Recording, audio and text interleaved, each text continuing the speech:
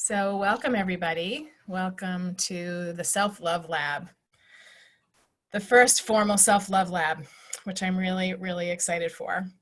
I've been looking forward to this for many days now, probably my whole life, something like that. Anyway, it's so good to see so many people that I love here. I'm just scrolling through your names for a moment.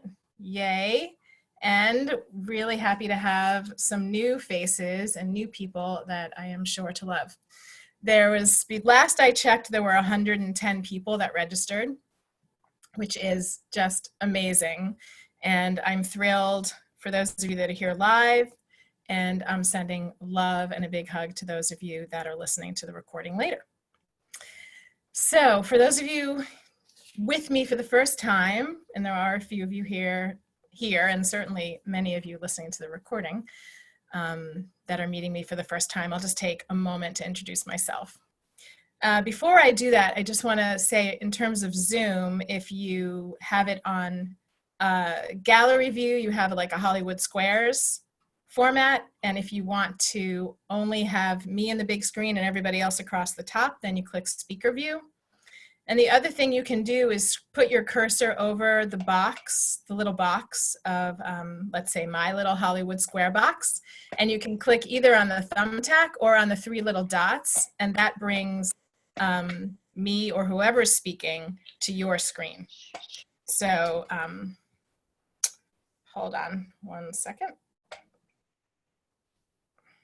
Somebody can't get on.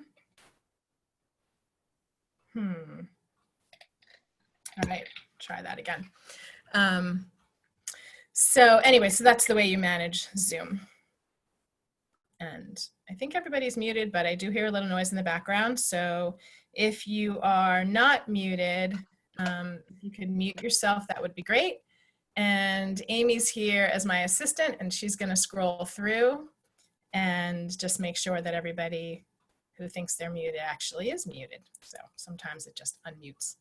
Anyway, so I'm Robin Vogel, and I'm a psychotherapist and a self-love coach, and I've been running a business with my mantra as at the helm called Come Back to Love. And all of the work that I do, whether I'm doing it personally for myself or professionally, is all about coming back to love. And of course, that's what we're going to be talking about throughout the next hour and a half. But yeah, so that's just a tiny bit about me right now. I'm outside of Boston. That's where I'm living. I have thankfully two older teenagers. Actually, my daughter turned 17 today, so that's exciting. And I say thankfully because thank you for the cheering. Yes, 17. I say gratefully. Well, grateful. Of course, I'm grateful for my children always. And during this time, I'm really grateful that they have a lot that they're involved with. So that's really good for me. So I have a lot to cover today and 90 minutes to do it. And I'm excited to get started. So my intention for today is to take you on a journey through a process to support you in identifying whether you're truly loving yourself, if and how, and parts that are and parts that aren't, and how it's impacting you and why. So that's my intention for today, to take you on a journey through a process to support you in gaining insight into the places that you are loving you, the places that you might not be loving you, and how that's impacting your life and why it's happening. So it's kind of a tall order, right? Okay. So I want to say something about today that's a little bit different than what I've been doing. And that is that we're going to use video and we're going to use audio. And of course, we're going to use audio. But what I mean by that is we're going to have our videos on, and then there'll be times where we're going to turn our videos off. And the reason for that is that so that you have only you to focus on. So hopefully you know where your video on and video off buttons are. For some of you, it won't matter because you're only on audio anyway. But for when there'll be moments where I say, please turn your videos off, and I'll do the same. And I'll be talking and guiding you and asking questions, but you'll be focused on yourself. So that's so that there's no distraction with video, there's no distraction with chat, the chat box, and you can just tune in to yourself. I definitely will be, there'll definitely be time to share, and we'll turn our videos back on. So we'll be having like a back and forth with connecting in a couple of different ways, I'll put it that way. Okay, so that's different than the daily intimacies where we're on video the whole time. And I do many things where I'm on audio the whole time with no video. So this is a combination. So the question we have here for today is, what happens when we shift to a self-love led life? It's a mouthful, but that's kind of the overarching question I'm holding. What happens when we shift to a self-love led life? And again, this is a process, a step-by-step process that I'm going to lead you through today, and it requires a lot of presence. Thank you for taking notes. That's awesome. I'm sad to say I have a friend who's not able to get in, and she's texting me, but there's just nothing I can do right now. So yeah, so this is going to require a lot of presence from you. It's going to require curiosity, and it's going to require work on your part, because we're going to take a look at lifelong patterns, and we're going to take a look at what's going on inside. And so this isn't just about kind of listening and, you know, what is Robin saying? I'm listening in my mind, and then I might forget about it and let it go. This is really an opportunity to look deeply. And of course, I'm going to talk more about this later, but this is the time to look more deeply. And here we are, sheltered in. I've been saying being within instead of sheltered within. And as you probably, many of you have read in my posts, the pandemic has really brought us to a pause. And when we really slow down and we're really conscious, we're able to do the work that we need to do. And that really is the impetus for me doing this program. I spent some time listening. When this started happening, at first I got into action. Oh, I want to and need to offer things to the community, because that is, you know, that's who I am. I'm a holder of community, and that feeds me, and that feeds others, and then that feeds me. So I did a few things, and then I started doing some more things that were really, really wonderful and supportive. And at all that time, I was listening, like what's needed, what's actually needed now to take action, to have change actually happen, because clearly, you know, the Mother Earth is having a temper tantrum, and change is happening for sure, and change is afoot, change is coming, and we're part of it. So I'm going to say more about that later.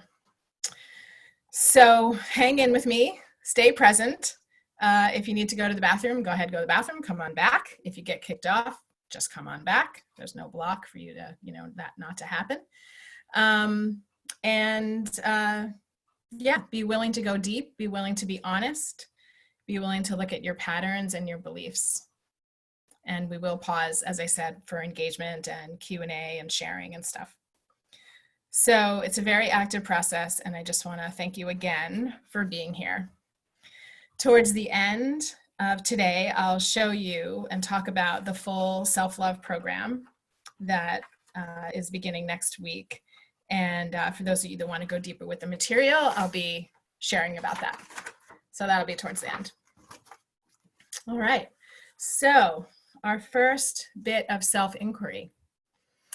I want to invite everybody to take a deep breath with me. So nice deep breath all the way in,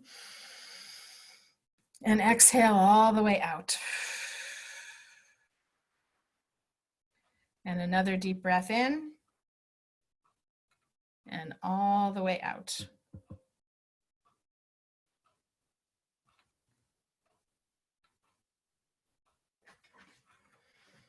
And gently close your eyes.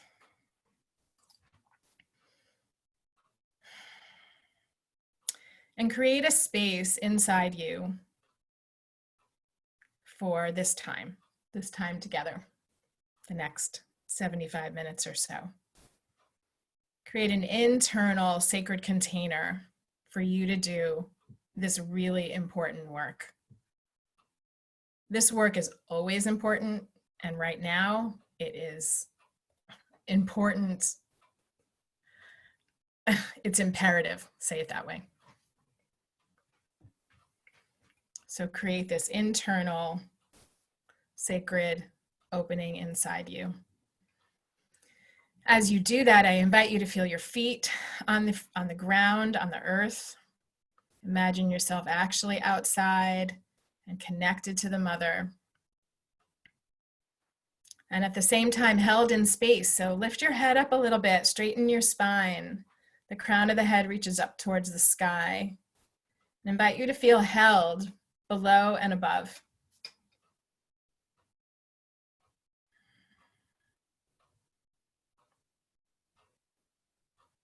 And this is such sacred work that we're going to do today together. I'm feeling called to invite the seen and unseen, angels and guides for all of us, collectively, and all of our individual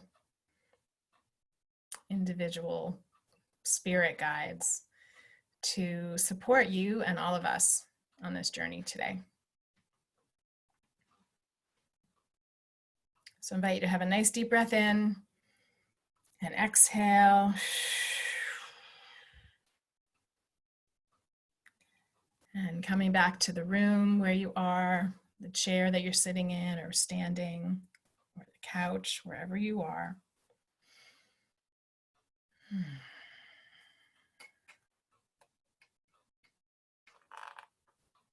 And come on back.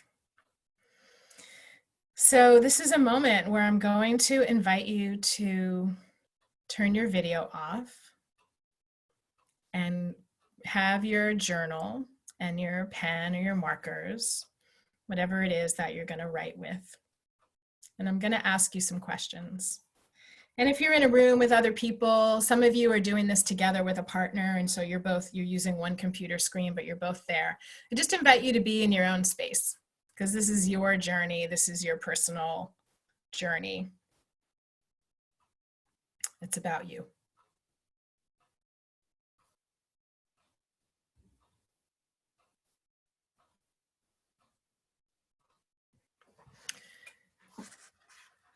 And I'm going to ask some questions.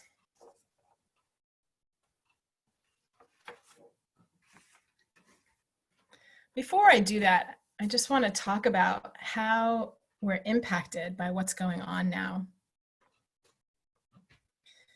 Just that there's so much going on in the world. And like I said, it was the impetus for bringing me to do this particular workshop, this particular class. There's a lot of obviously uncertainty and fear and anxiety. There's a scarcity mentality and just a lot of unknown. Somebody said to me the other day, there's only 3 days of the week now. Yesterday, today, and tomorrow. And I really love that. So true.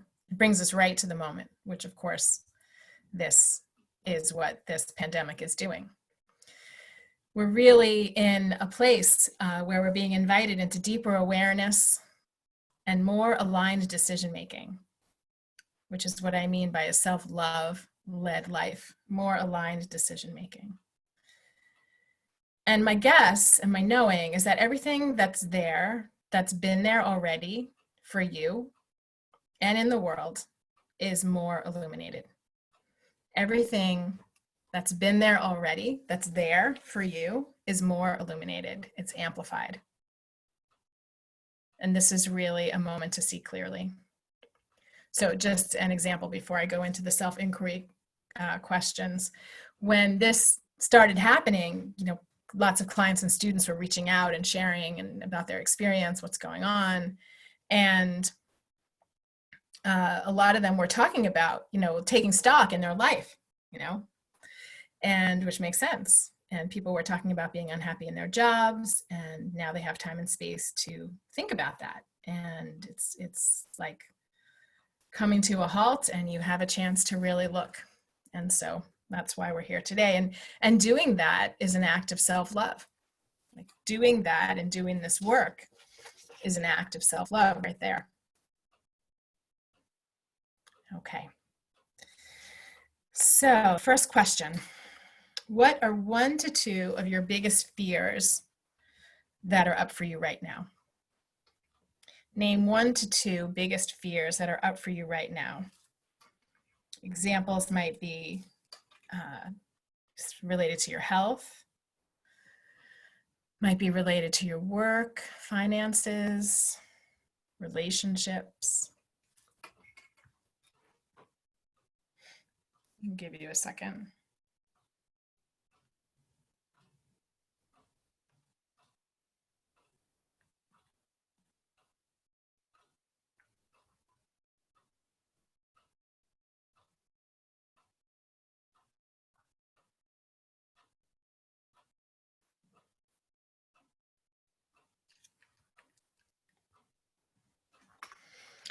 Second question, how are they already at play in your life? How are those fears that you've just written down and identified already at play in your life?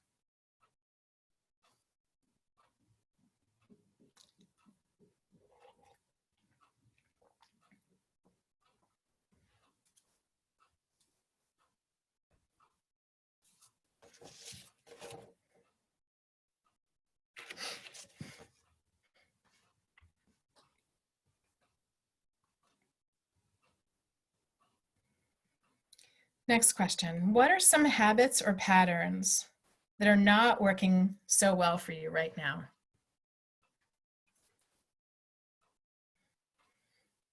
What are some habits or patterns? Robin, this is pretty rapid. Oh, okay, I'll go slower. Yeah, I mean, thank you for saying that.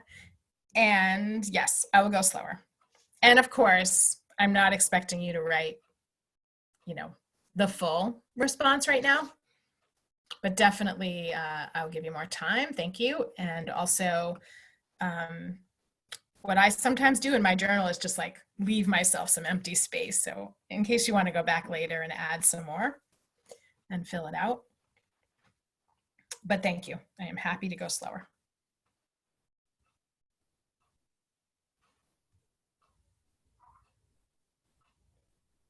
What was the third question again? What are some habits or patterns that are not working so well for you right now? And the other thing about this kind of self-inquiry is that some of the questions are going to resonate and some of them aren't. And if they don't, then just skip over that one. You can get back to it or just, let it go or come back to it on the recording as well.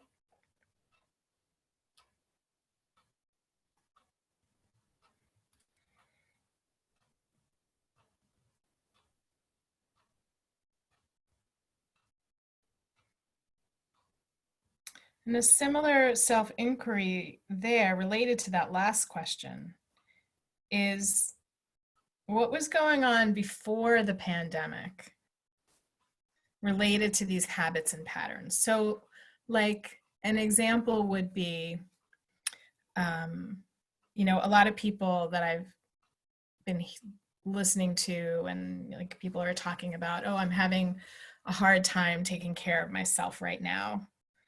I'm having a hard time, eating well.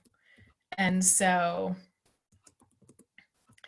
so then the question is, well, how was that before the pandemic? So for those of you just joining, we have our videos off and we're in self-inquiry with a journal, a pen and paper, so that you can do some self-reflection without the distraction of the video. I'll put the video on again in a little bit. So the question is, the last question was, what are some habits and patterns that aren't working so well? And what was going on before the pandemic related to those habits and patterns? And then what strengths and resources do you have coming through strongly right now? What strengths and resources do you have coming through you that are coming through strongly right now? Maybe some are new. Maybe some are evolving quickly. Or maybe they're just like your strengths and you know they are, and they've been coming through loud and clear.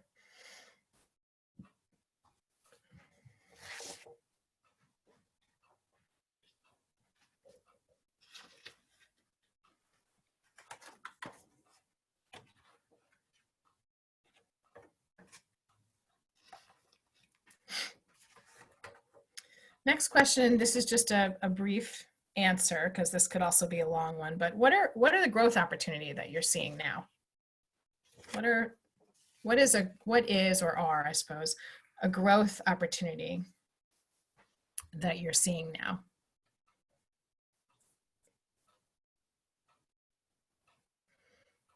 One or two or three?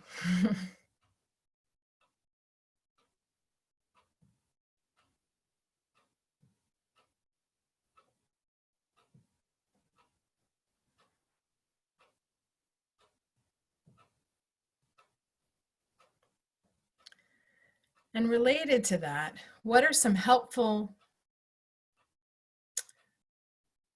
message? Well, let's see. Yeah, what are some helpful messages that you've been telling yourself? For example, like in the Jewish tradition, we have an expression, "This too shall pass." That's probably a lot of it's not probably only in the Jewish tradition, but it's an expression we use, "This too shall pass." So it's like, that's a helpful message. And you might also identify unhelpful messages that you've been telling yourself. This is never going to end. Oh my God, any kind of catastrophizing statements and things like that. What if? Sometimes what if leads to, oh my God, that's actually going to happen, and that kind of thing.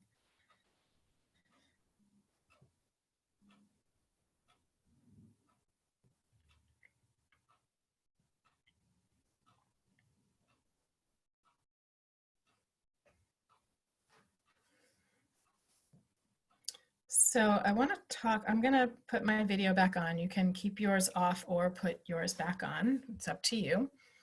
And I'm going to keep talking, and yeah, we'll break for a share in a little bit. So I want to talk about trauma and what happens when we have a traumatic experience, whether it's seemingly a little trauma or a big trauma. Our bodies actually react in very similar ways. Doesn't matter really whether it's a big trauma or a little trauma. That's really like a self-judgment. I see some questions in the chat, which I can get to afterwards. So what happens when there's trauma is we go into, as you probably know, fight, flight, or freeze. And what's happening when we go into fight, flight, or freeze is that our reptilian brains take over, and the frontal cortex, which does a lot of really good, clear thinking, shuts down some, just to keep it really simple. And it's really hard to think straight when we're in fight, flight, or freeze. And right now, during the pandemic, I would say many, many people are experiencing either low level or not, or high level trauma, and are in some version of fight, flight, or freeze. And it could be that you're in fight, flight, or freeze and it gets expressed in one area of your life and not in another. Some areas flow more easily and some are jammed up with things from the past that created this dynamic. So what happens when we're in trauma and our brains are not on full function is we can take actions that are misaligned. We can take actions that are misaligned. Some examples might be living in a feeling of being afraid and being in a scarcity mentality. I mean, we did need to get some things into our homes that we needed, you know, supply wise, and maybe the over filling our homes was not a fully aligned decision. Maybe it was for you. I'm just thinking of a current example of misaligned actions. There's a lot of people like putting things out without thinking about them, rushing to do, uh-oh, I can't, you know, if I don't do it now, it's not going to happen. There's a lot of that energy. And gratefully, I've done a lot of this work of slowing down and receiving, which is what self-love is all about, and getting really good reminders from my spiritual teacher to slow down and listen for what's needed. And when this first began, this whole sheltering in and the whole thing, I was like, oh, I'll do this. And I sort of constructed something in my brain. And then I realized, no, I need to pause, because that wasn't coming from an aligned place necessarily. That was coming from like, oh, I need to do something. I need to. That's not responding to what's actually going on. That's like making something happen. That's misaligned. So what I did instead was I waited, and I just kept doing the things I was doing that I loved, that people were coming to, and I was really enjoying, and they were really enjoying. And then one day, about a week and a half ago, I heard this really clear voice about creating a dedicated space for a group of people to do this work that the pandemic is calling us forth to do. That we're here at a time to wake up, that I'm on the front lines, and because you're here, you're on the front lines, and that we need to have a space that's supported and held to do the work of loving ourselves enough to step into true alignment with ourselves and bring that out into the world. And I heard that really clear, exactly what it was. And that was it. And that's why we're here today. So what I'm doing right now is I'm pointing out the difference between what happens when we're in trauma and trauma brain, fight, flight, or freeze, and what happens when we're in self-love. When there's trauma and we're in that aspect of ourselves, self-love tends to decrease, to plummet. There's more suffering, there's more distractions, there's more triggers, there's more emotional roller coaster rides in those triggers, and there's less aligned action. When we're in self-love and we're leading a self-love life, we're in alignment, we're engaged with our intuition, our wisdom is coming through very clearly, and we're able to take action with the information we're receiving, and we're able to take aligned action. And again, that's why we're here, because that's what's needed right now. Like 1,000%, that is what's needed so desperately. I really believe that so strongly. So, and just to add to that, like in terms of trauma, I mean, there's the trauma of today and the crisis and the chaos of what's happening today. And of course, it's also informed by what's been happening in our lives, all of our lives, right? And especially like those early years, Bruce Lipton talks about sort of the subconscious years where we're just taking in, he says birth to age 6, I say womb to age 6, because we're taking things in the womb. And those are the years where we're just absorbing everything that's going on around us without consciousness, because we're not quite conscious yet until we get a little bit older. And so we're just absorbing. This is the way life is. This is the way the world is. And it doesn't matter if you're in an abusive situation, you absorb that. This is the way life is. If you're in a wonderful situation, this is the way life is. We just take it all in like sponges. And that's the beginning of, growing up and needing to then heal from whatever it is we took in that was misaligned. But it really, our modern day has created, I believe, a very primary core wound, which is not enough. I'm not enough. And that's what I think we spend the rest of our lives recovering from. That belief, that misbelief, I'm not enough. And it starts really early. And it continues. And if we're lucky, we do the healing work and we show up here and we do some more. And we just keep peeling away the layers and the layers and the layers. The thing about the time now is that instead of peeling one layer and looking at it and taking our time and peeling the next and looking at it and taking our time, these times are calling us to just like pick up the very thick, heavy blanket that's covering up whatever it is in your life and be free of that so that you can come to a very clear place of self-love. Self-love impacts all areas of our lives. That's the thing. It's actually the beginning of the path.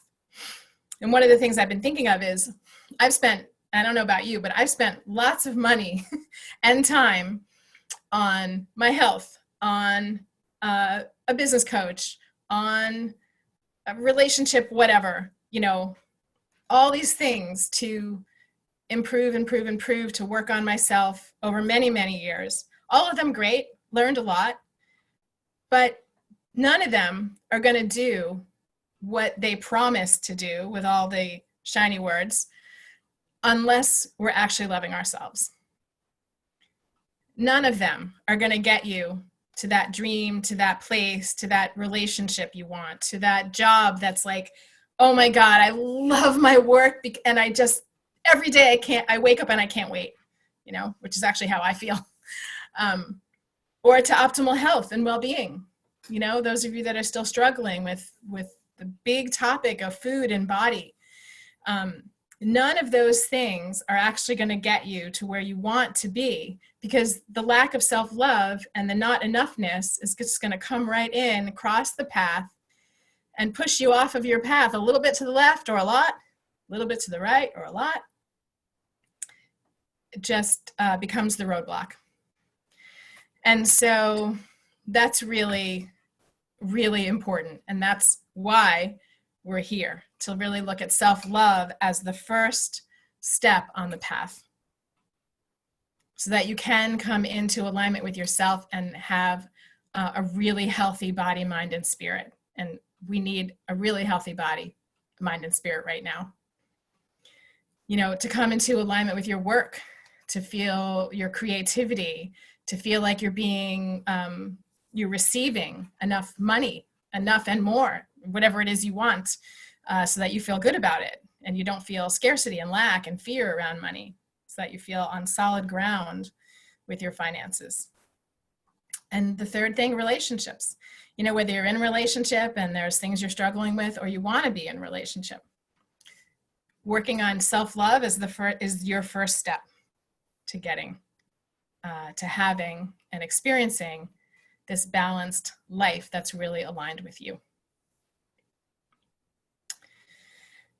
So I want to say something about receiving. I'll take a sip of water. And I just mentioned before that self-love is about receiving. And I bet you're saying, is it only because this is what I used to say, I'm receiving. Like, yeah, I'm receiving. I'm receiving. I'm getting it. I'm receiving. What am I receiving? I'm getting my mail and I'm eating my food and I get that my friends love me. And I thought that was enough. And I'd say about 10 years ago, I thought that was enough.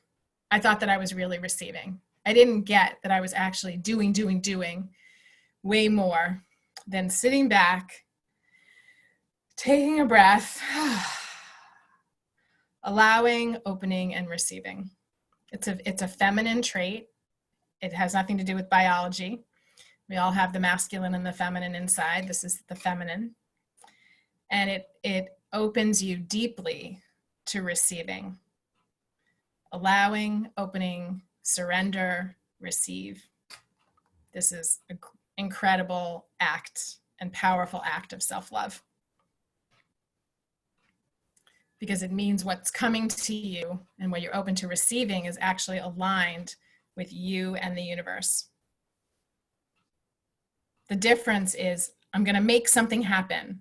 I'm going to try, I'm going to push. I'm going to tell these people they need me because I want to teach them something. That's the opposite, right? Yeah, okay. So I am going to jump into Deborah asked a question. Can you elaborate on question 2? And I think question 2. Oh, I see. Yeah, I think if it wasn't clear, I'll just say it again. That everything that we're dealing with right now is illuminated and amplified. And most likely, and I can almost guarantee that whatever it is was already there before. So the question was asking you, like, what's showing up for you now that you're afraid of? And how was that before? You know, was that fear there? Usually it's already there, lying latent. It just hasn't, it's been in shadow. It just hasn't come to the light. So that was what I meant by that. Yeah. Thank you, Pat, for your question, for your appreciation. Okay, so I'm going to invite you now to, again, go into just listening space. So it's helpful to turn off your video and go into just a listening audio space. And this will give you a chance to focus on you and to go back to the writing and asking some questions as I ask some questions for you. Questions to you. So the first question is, what did you learn from your mom or the person who was in that role for you, guardian, about self-love and receiving? What did you learn from your mom or someone in the mother role or guardian about self-love and receiving? I bet that's a question you haven't been asked before.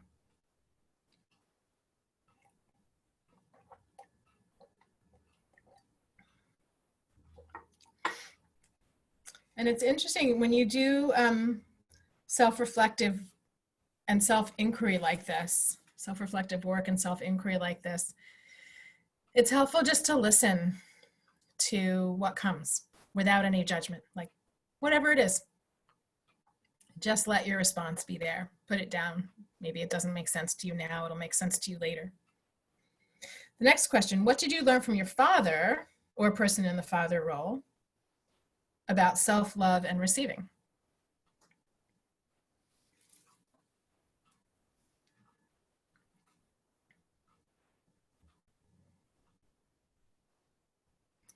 What did you learn from your father or someone in the father role about self-love and receiving?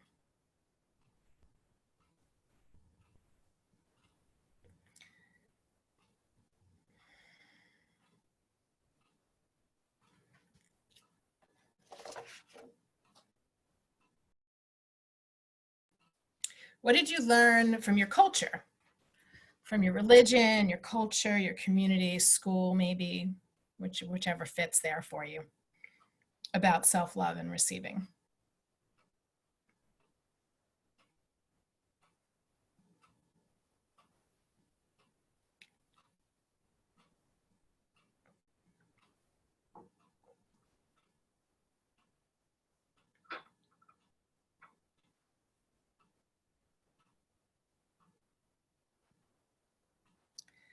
What are the places you've been on autopilot in your life?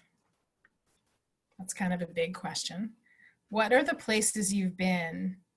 What or where are the places you've been on autopilot in your life? So that could be self-care habits, like you just get up and do it, or ways you are in relationship. You know, when I get mad, I just yell because I'm mad. And that's what you do when you're mad. I get up and go to work every day. I don't think about it. I just do it. I get up. I don't care how I feel. If I feel sick, as long as I don't have a fever, I'm going to work because that's what's expected of me. And not right or wrong here. I want to be clear about that. None of what you're doing or writing or thinking about, and none of what I'm saying has any judgment.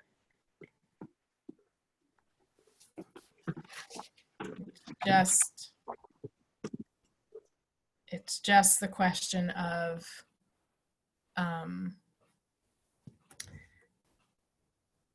it's just an invitation to look.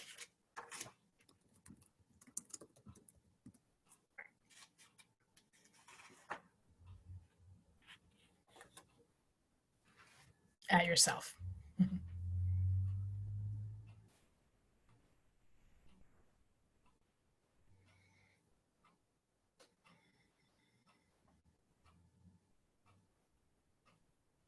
And I want to let you know that I will send these questions to you. Because I know for some people the pace is great, some people it's a little fast, some people maybe it's slow. It's all okay. Grab the questions that really resonate for you. And I'll repeat them. And I'll send them out because I think that'll be helpful. So where are the places you've been on autopilot in your life?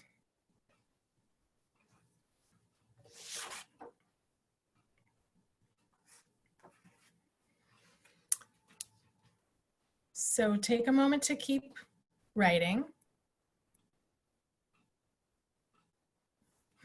Thanks, Francesca. I think that's an interesting question Francesca's asking, isn't current or historical. I think wherever you take that is the right answer to that. I think right now, as I said, we're under like a microscope for ourselves and with ourselves. So I'm looking right now, where am I still on autopilot? What am I still doing that I'm not conscious of and making a conscious choice every day to do?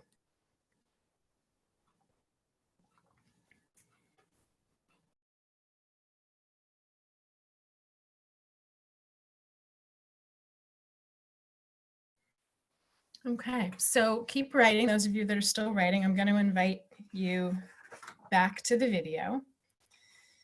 And I'd love to have somebody share.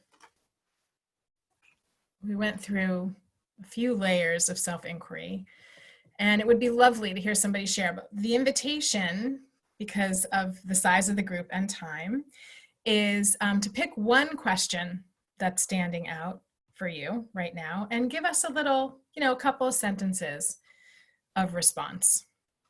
We'd love to hear. And the way that you would do that is to put me in the chat.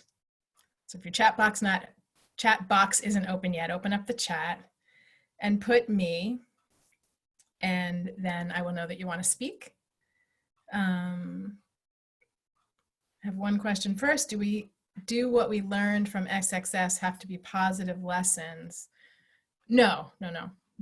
And again, however it's resonating for you and however you're interpreting or reinterpreting what I'm saying, to me is perfect, because that means that's your question, right? I'm asking mine. Whatever words you add or however you reinterpret what I say is absolutely the question you're supposed to be hearing. So anybody would like to share? Just put me and Pat. Great. So Pat, can you unmute? Pat Burke? Hello, Not, did that get it going? Yes, it worked. And then we'll have Brian. Okay. The last question you asked actually resonated with me pretty well. Where have I been on autopilot? And it was interesting. The first thing that came to mind was back when our kids were being born and just surviving, morning to evening to morning again. Life just went by without really knowing what was happening. Family coming to help and just having such vague memories of it. Then an interesting one that struck me, you're a small business person. The other one that I wrote down was, I kind of keep my business almost on autopilot. The good things happening, but I don't try to grow it. I just have just enough to be successful and succeeding. And I'm very surprised that one ran in, because it really wasn't as much of a personal one, but that affects a lot of my life. Do you want to say how so that affects your life? It sounds like in a positive way. It's a positive and a negative. It's a positive in that part of the reason I left the corporate world was to give more time to family. So it allows me to hear a lot more. Backing off the business, though, restricts the resources that I have to travel to visit the kids as they're further away. My family's further away. So it cuts into those things. So it's an interesting balance, but at the same point, it's what's gave me the time to go spend a couple of years with my dad when he fought cancer. I couldn't have done that if I hadn't been working for myself. So Yeah. it's a very interesting balance. Thank you. Thanks, Pat. So let's mute Pat and go to Brian. And then Patrice. And let's see, Andrew, we'll see. Yeah, we'll see if we can have everybody. There'll be more sharing, but I think we'll have time. So yeah, let's keep going. So the things that I do on autopilot are helping other people. I'm just naturally inclined to offer assistance to people. Mm-hmm. I'm a curious person, and so I stick my nose into things. I think my eating habits are on autopilot. My not thinking about gift giving is another form of autopilot. Okay, and one more. Remembering names and faces and dressing clothes. Dressing, good one. I like that one. Dressing is on autopilot for me too. Thank you. I like that actually, and all the things you shared. Thanks, Brian. Okay, let's go to Patrice and then Andrew. Yeah. Hi, Patrice. Hey. Nice to see you. Good to see you.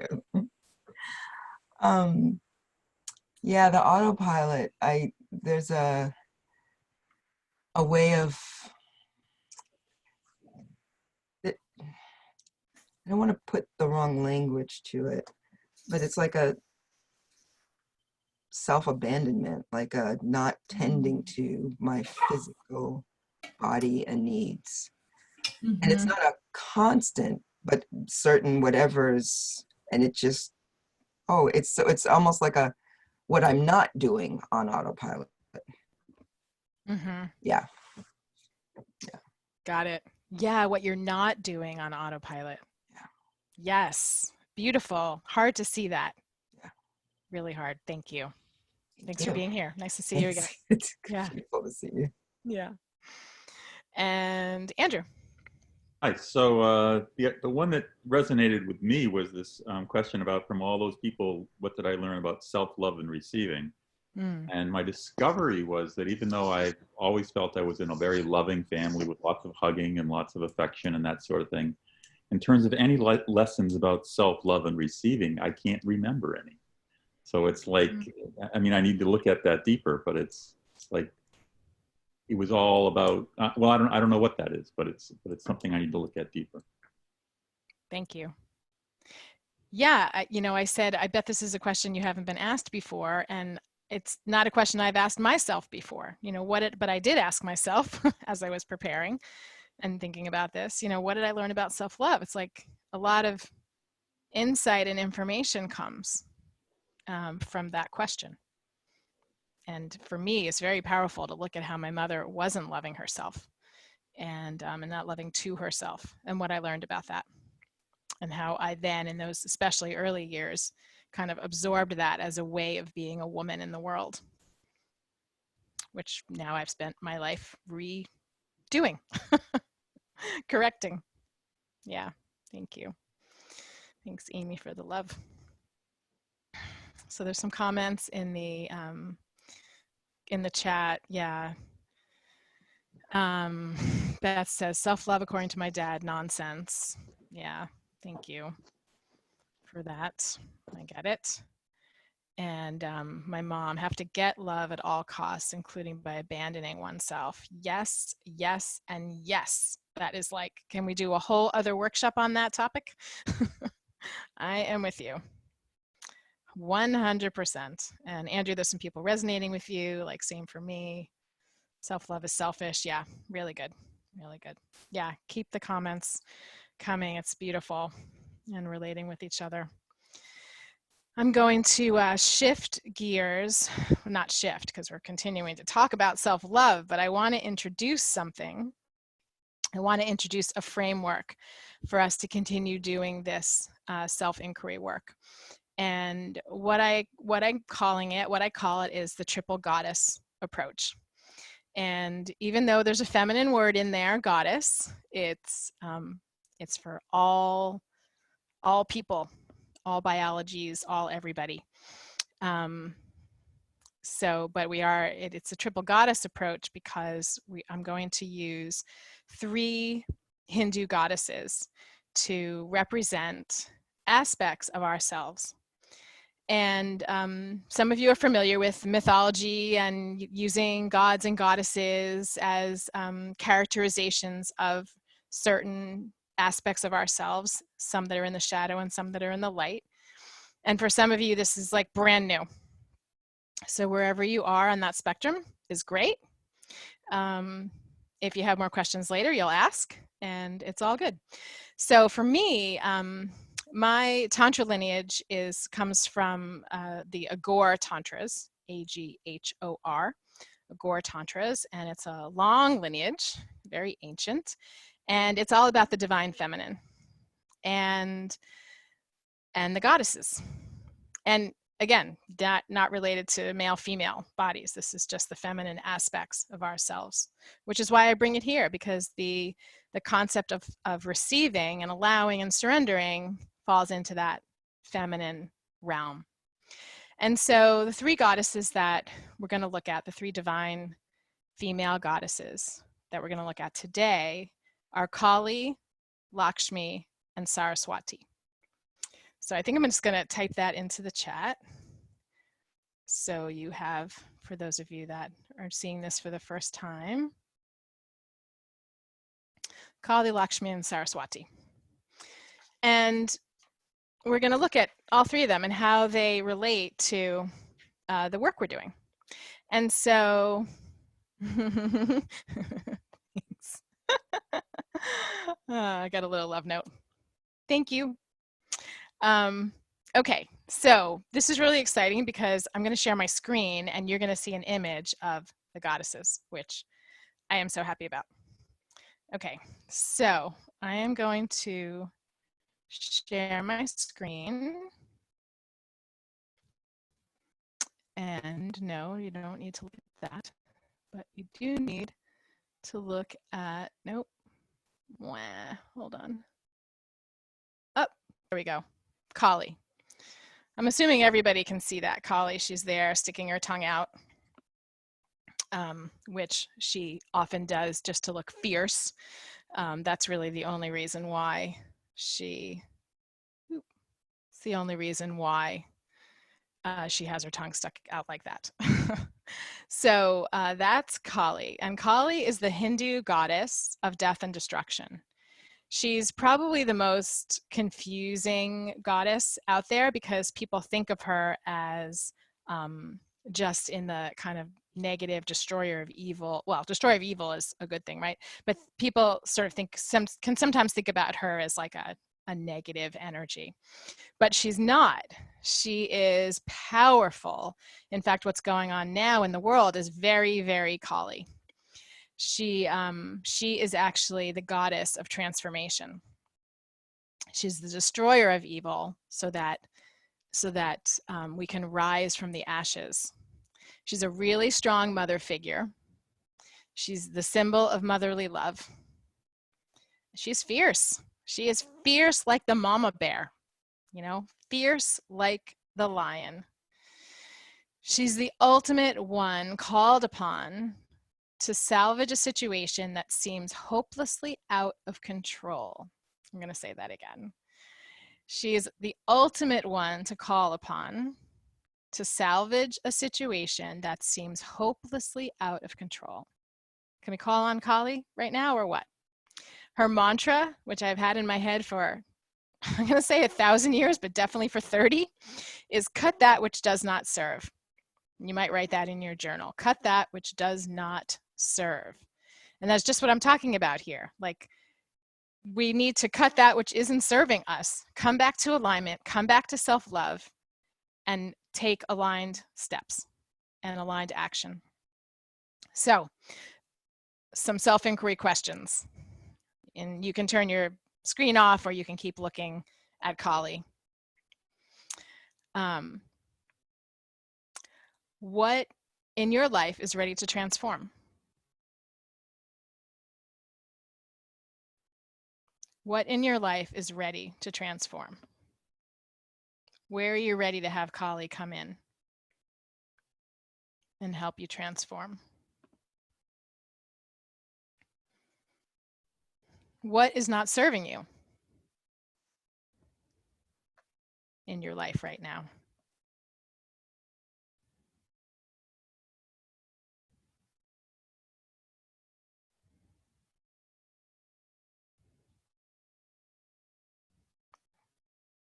What in your life is not serving you right now? And again, of course, you know, you could write a lot about that. And you might right now just write down some words to remind you for later.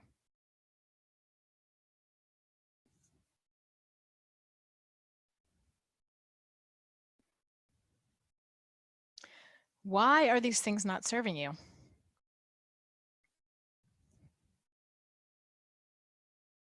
Why are these things not serving you?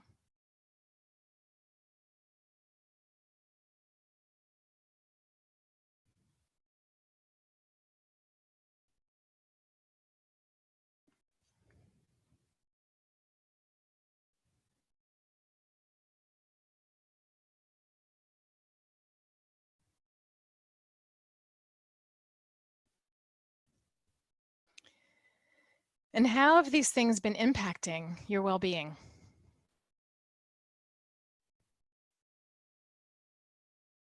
How have these things been impacting your well-being?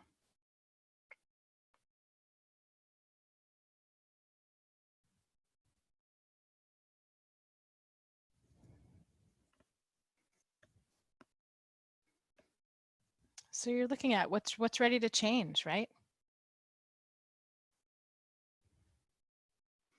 How have the things that are ready to change and haven't yet, how have they been impacting you? Okay, we're going to move to Lakshmi. I'm going to change the, yeah, I know you can see that, right? Beautiful Lakshmi. Lakshmi is the goddess of abundance and wealth. You see how she's draped in beauty, and she's got these two elephants that are endlessly serving her water, and she's got a plate of gold coins, and she's got 4 arms and hands, right? So she's really open to receiving. One hand's up to honor herself and the gods, and the other hand is open to receive. She's in a very receptive posture. And it's not only financial wealth. A lot of people think of Lakshmi as like it's only about financial wealth, but she's not. She's about abundance in all its forms, in health, in how you feel about yourself, in maybe family, work, all of it. Her mantra is, you are enough. You are enough. So the self-inquiry questions here are, how do you feel abundant in your life? Where are the places where you're feeling really abundant? Take a moment to jot those down.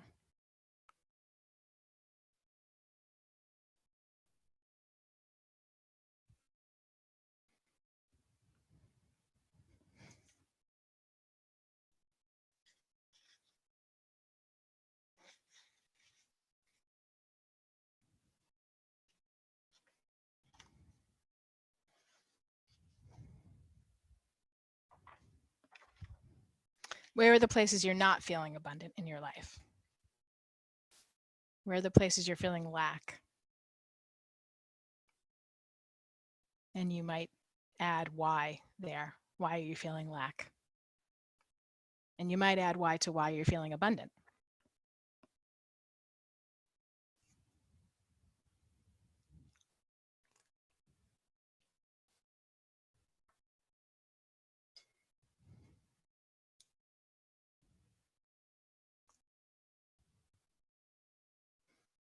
I'm going to keep going. I'm going to move to Saraswati. Where did that go? There it is. Where is she? There's Kali. We don't need her anymore. Really big picture of Saraswati. Let's see if we can get it. There we go. She's so beautiful. I wanted you to see her up close. Oh, look how gorgeous she is. Saraswati, she is like the quintessential mother.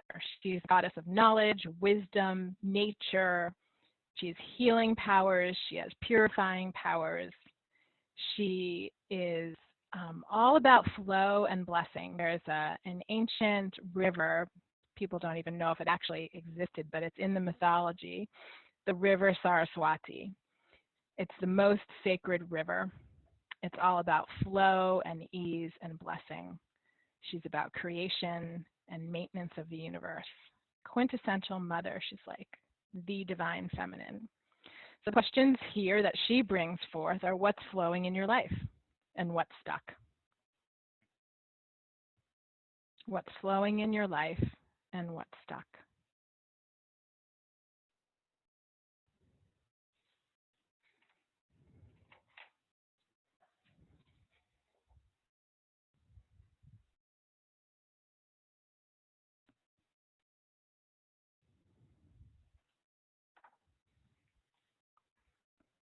And how is that impacting you? Focusing on the what stuck. How is that impacting you in the realm of health, wealth or work, and relationship?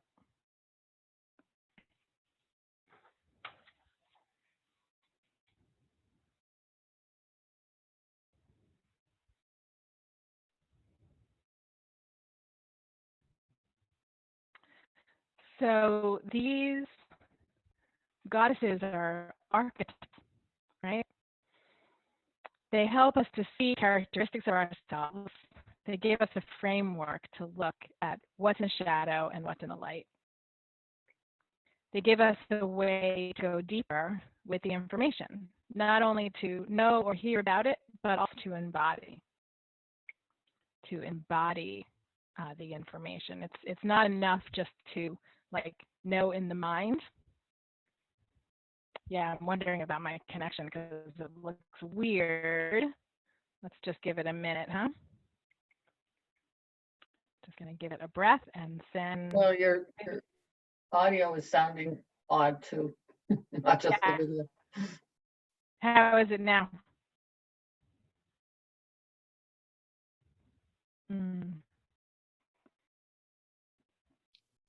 Give me, I have to just follow you. Give me a thumbs up. If it's the Choppy and broken up. Okay, now thumbs down. Okay.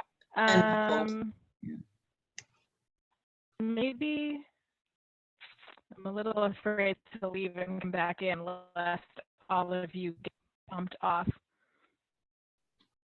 How's it now?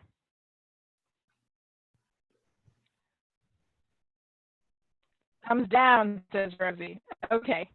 Oh, goodness. What to do?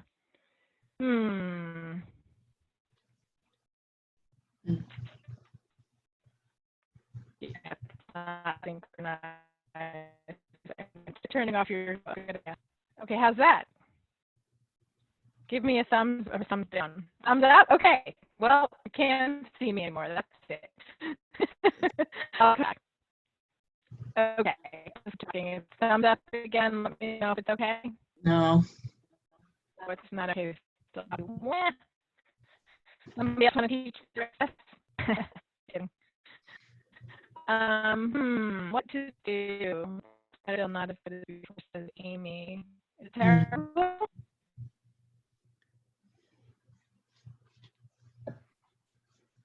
Some people have said an original sound setting. Yeah.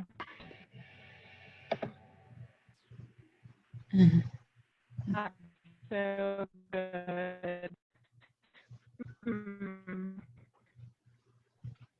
I wonder.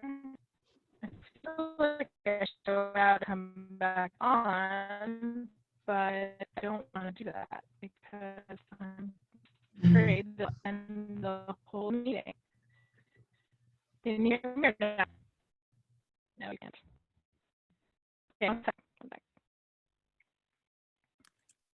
I'm actually going to see if I can get on my phone and see if that makes a difference. Yeah, right.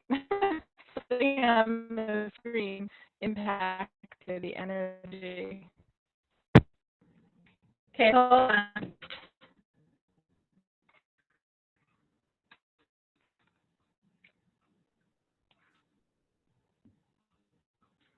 How is it now? Not so good? Thumbs up, thumbs down. You can't at all. Can you hear me? Thumbs up? Some people have thumbs up, some people have thumbs down. Okay, I'm gonna try one thing. Bear with me. And wow, it's actually never happened to me before, like ever, which is pretty remarkable. I'm gonna hang out a phone, you can hear me. Okay, how's that? You have to keep talking so we can see, so we can hear and see. If it's okay. You're unmuted. I mean, you're muted.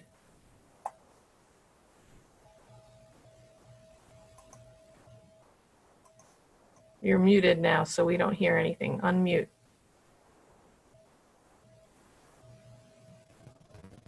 Oh, I see. Can you hear me now? That's much better. That's great. Okay.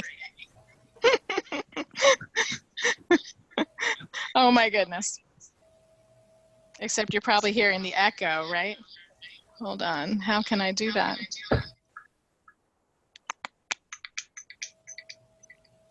Okay. How's that? That's good. Okay. Thumbs up. All right. Excellent. Now I'm on my phone and you can see me, and you can hear me through my phone. Okay. We got it. All right. So I was talking about the goddesses and how they're really, really helpful and useful because they help us not only know in our minds these characteristics that we're looking at, the shadows and the light, but they also help us embody these characteristics and aspects of ourselves. They help us know our strengths, but in our body, not just in our minds. And that's really, really an important piece of working with archetypes. So I'm just doing a time check. So, and the thing about when we do embodied work, we are opening up the energy of each of these aspects, each of these goddesses. It's like if we want to work with Kali and we want to cut that which does not serve, because having a transformation right now is really important to you and you have something that's really ready to shift, then embodying and embracing the energy of Kali is going to help with that transformation and that shift. Make sense? More or less? Thumbs up? Makes sense. All right, I got thumbs up. Great. Oh. If you're not muted, please mute yourself.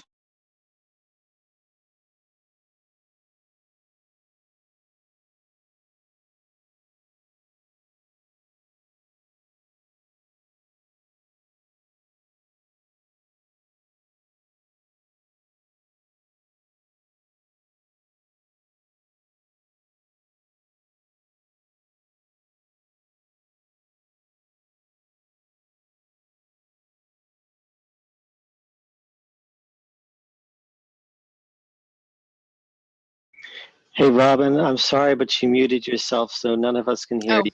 I see. Okay. Thank you.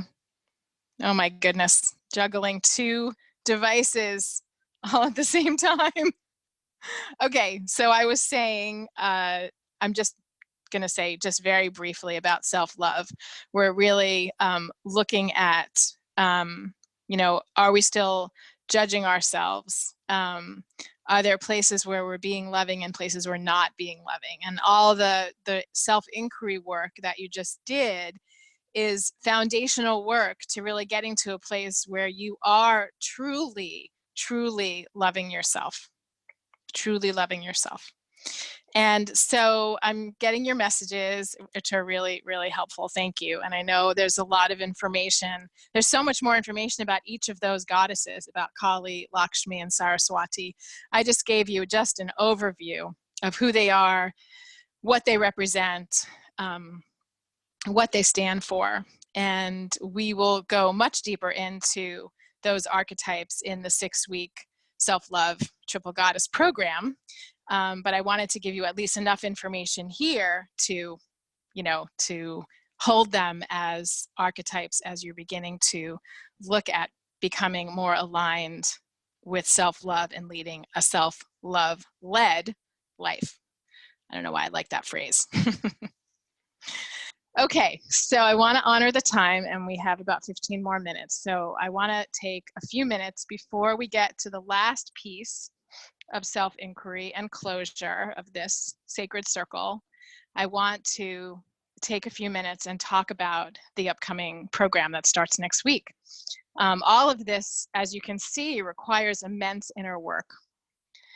And if you feel called to go deeper with your self-love journey and really use this time of the pandemic in the way that I feel it's really meant to be used, to go deeper inside ourselves, not just with the mind, but with the heart and the spirit, I'd really be beyond thrilled and delighted to have you join me.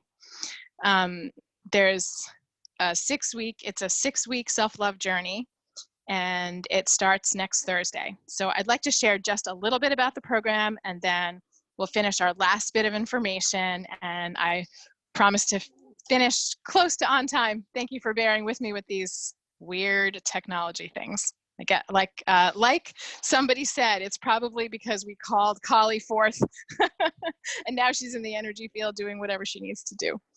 Okay, so like I said, we are going to gather a dedicated group of people, maximum 20. We're about a third full right now. There'll be 6 sessions where we will be going deep into your process. We'll spend a full session on each of the goddesses, on each of the archetypes. And we're not just going to learn about them intellectually, as I said, but we're going to do the process work with each one. Look at what's in your shadow, what needs to be healed, and look at how you can make that transformation so that you're operating from a place of strength and clarity and aligned decision-making and aligned life. We're going to do the process work that helps you heal the roadblocks, the things that interrupt you on your path, and start to really, really embody these energies. And again, it's not only a feminine thing or a female thing. It doesn't matter. All genders welcome, of course. Hopefully you've had some breakthroughs and insights today. And the difference between breakthroughs and insight and transformation is something to think about. So when we have breakthroughs, we have the insight and the information, which is really like right on, and you can take that and move with that and grow with that. And when we have transformation, we're actually embodying the changes and applying them to our lives and taking aligned action. So that's what we're going to do during the 6 weeks. And yeah, I just want to say, I just feel this really sacred space for a dedicated group of people to step further onto the front lines of the light being work that needs to happen right now. And I just feel so strongly that we're being called to do it. And I'm thrilled to be able to do this with you. And thank you already to those of you that have already, joined me on this journey. I'm really excited, and I look forward to more of you joining. So just a few things quickly. A link for, yes, Laura, add you to the 6 weeks. Absolutely. The link for the sign up for more information is Come Back to Love. Yes, I'll get to that in 1 second. Come Back to Love /self-love. That's the link for more information. I'll talk about the price right now. Usually I do an early bird price, but this time I just built it in. Like usually there's a special pricing that happens for a week and then it goes up, but I just built it right in because I know what we're all going through right now. There's a lot of unknown. And so I built in a range of pricing from $4.99 to $2.99. And that's the special pricing for this time period, for this, what it really feels it's called for, because because of all the unknown and because it's really important to do this work. So there's a range. You can pay whatever you feel comfortable with. And to give you a little bit of a sweet deal for those of you that are here today that are live on the call and that maybe are listening live later, I also wanted to offer you a 30-minute private individual session with me if you sign up today. that just helps me to know that we're absolutely moving forward. The group is forming. We've got, the Facebook group going and people in there, but the energy is building. And so to sweeten that deal for you today, 30-minute private session, that can be coaching or an intuitive reading, whichever you choose, and it'll be an adjunct piece to the 6 weeks that we spend together. Okay, I think I shared everything I wanted to about the program. Thank you for listening. And no, there's a few more things I wanted to share just briefly. And that is that, the program is going to be mostly inner work, and it's going to be strategy and action steps for you. So because everything's amplified, it's like we want to everything's happening and moving. We do want to listen, and we want to be in action, because now's the time. The class is going to meet 12 noon on Thursday, 12 to 1:30, and it begins next Thursday, April 23rd. The link is, if you scroll back, you'll see the link. It's comebacktolove.com/self-love, all one word. comebacktolove.com/self-love, all one word. So there'll be accountability with the group. You'll be able to understand yourself on a much deeper level. Come into the forefront, the front lines of the light beings, as I was saying before. But it's really, together we'll craft how you're going to do that, your own unique way of doing that resonates for you and your deeper wisdom. It's about becoming soul guided, SOUL, soul guided. You'll cultivate more trust in yourself, because we'll be establishing and bringing forth your intuition and your wisdom. And stop self-sabotaging. I mean, some people are joining because they want to work on their health. They want accountability for excellent self-care right now. And when we have excellent self-care, we are able to bring ourselves forth in the world in a much better, a much clearer and deeper way. I know that from my own experience. So so whatever your goals are, your intentions, this 6 weeks is for you, because it's your journey and you'll be supported on it. So thank you for listening again to all of that. And thank you for joining us, for those of you that are ready. And I'm available for questions, of course. So just briefly, before our time comes to a close, I wanted to give you an opportunity to do this last piece, which is really important, and it's about integration. So just take a moment to jot down in your journal or on your pad there 1 or 2 takeaways from today. There's probably more than 1 or 2, but what are the highlights for today? 1 or 2 takeaways.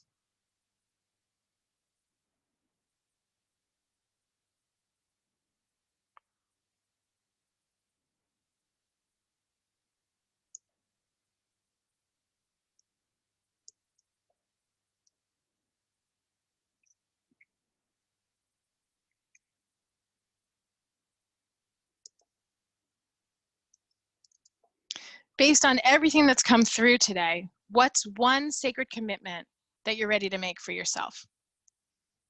Based on everything that's come through you today, what's your sacred commitment? What's one sacred commitment that you're ready to make?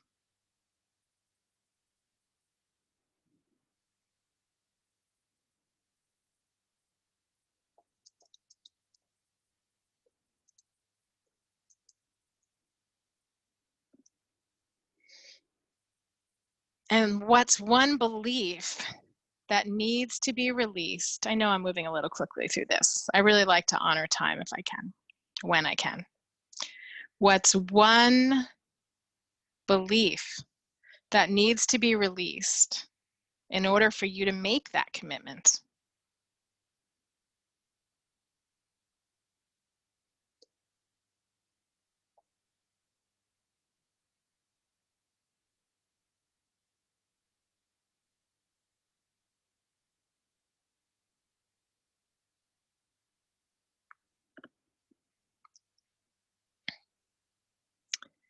And now, if you're ready, I want you to take your hands and put them on your heart.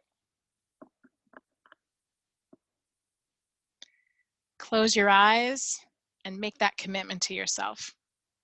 Vlad says, my sacred commitment is to surrender all notions of how life should be. Oh, yes, yes, yes. So hands on your heart, whatever your sacred commitment is, just give your heart a little bit of pressure, a little connection to your heart, relax your shoulders. Take a breath in and ground that sacred commitment to yourself.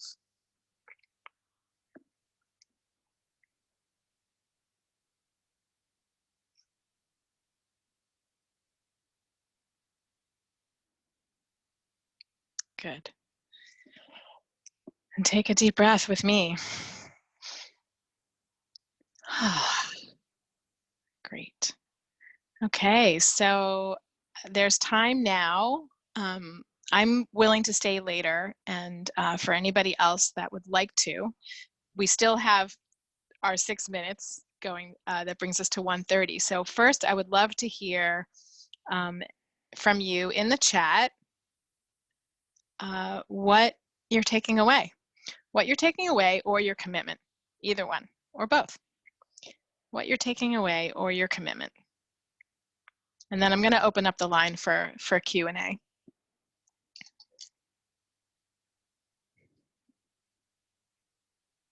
What you're taking away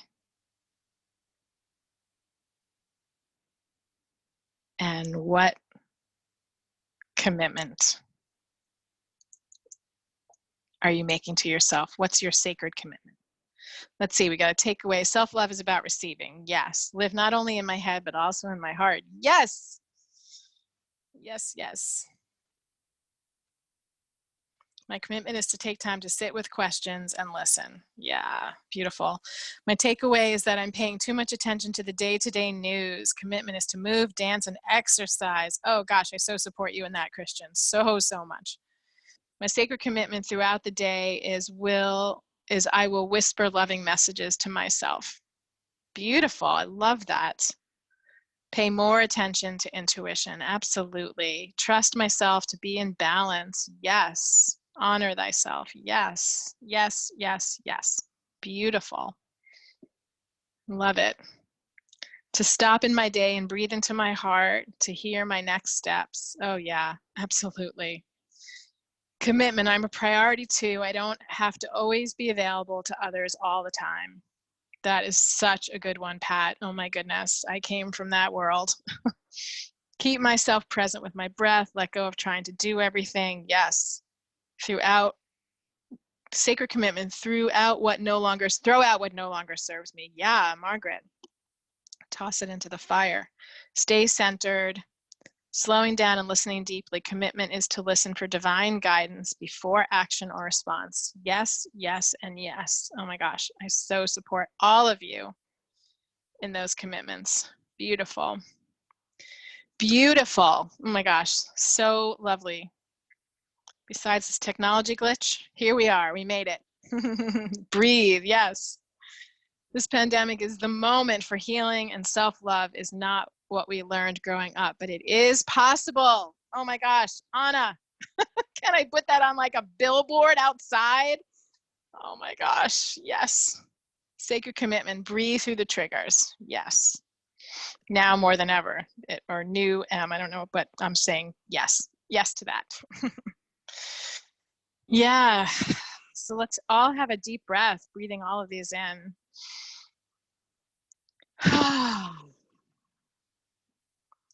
Do my best not to react and take actions when I'm misaligned. Yes.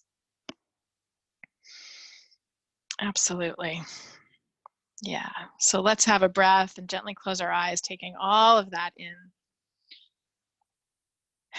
And I invite you to let go of the mind, because the mind also might want to be like, wait, what did we do? Wait, what did she say? Wait, what, blah, just let that go, toss that away.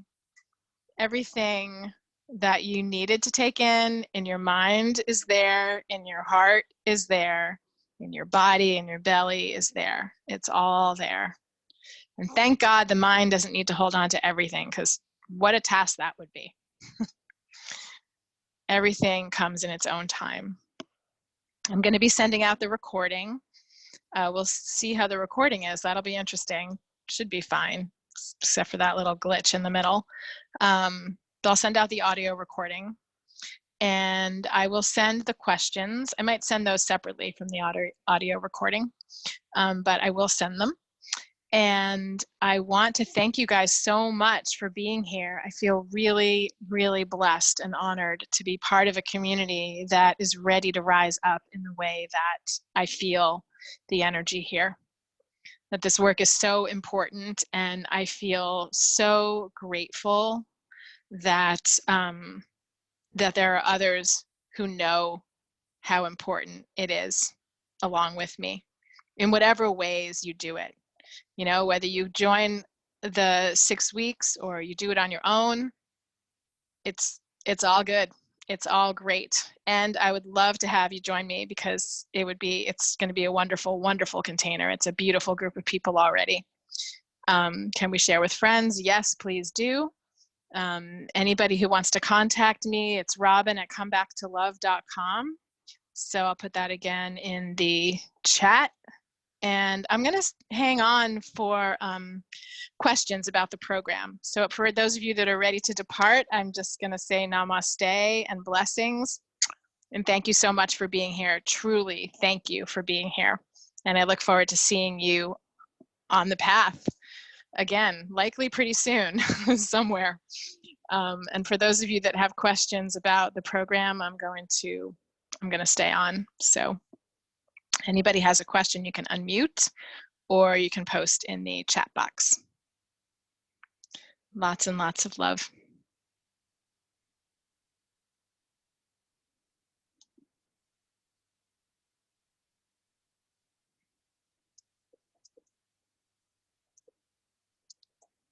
Thanks, Laura. I missed you too. So good to see you. Somebody unmuted.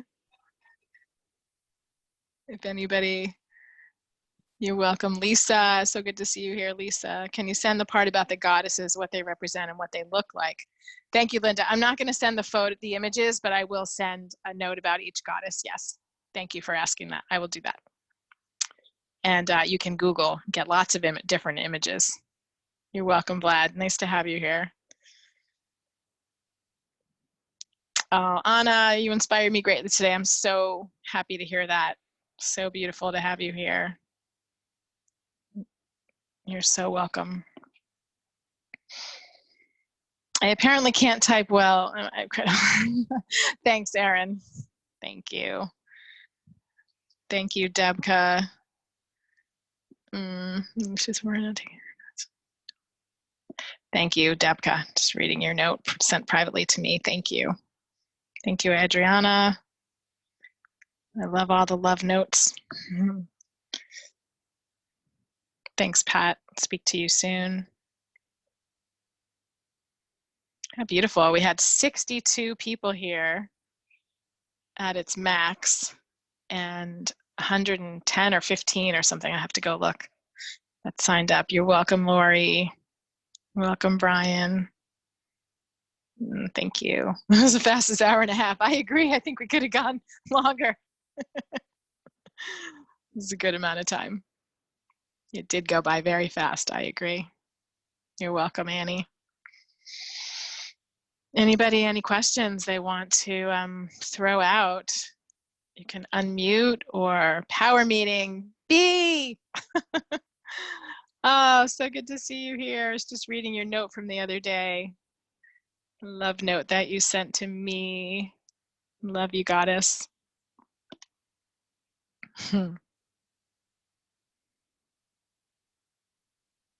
Annie keeps changing her hat. Nice hat. Yeah, so it sounds like several of you are going to follow up with me, which is beautiful. So looking forward to getting started on this journey, continuing on this journey. Already definitely gotten started. You're welcome, Matt. Thanks for being here. How do I protect myself from a gaslighter? It seems like a question to talk about separately. Sorry that's happening. Katie, nice to see you. Edie, Beautiful. There were so many people. I didn't really get to see everybody that was here, but it's nice to see you. How awesome. Yes, that's a heart from Katie. Some questions for deep inquiry. Thank you, Deb. Glad you were here. Beautiful to have you. All right. It seems like no actual questions, which is completely fine. Nice to hang with you guys, though. If you do have any questions, please feel free to email me, give me a call. We'll connect. We'll figure it out. And I look forward to seeing you guys the next time that I do. Some of you very soon, others of you soon. Okay, lots and lots and lots of love. I'm throwing you all the biggest kiss ever. And as my little neighbor says, air hugs. She says, air hugs. She's so cute. Thank you, Amy, for all your support and your love. Yes, you can send the recording, Deb. That's fine. I prefer they contact me directly, but you can send it to them. No problem. Yeah. Okay. Have a blessed day. Bye, everybody.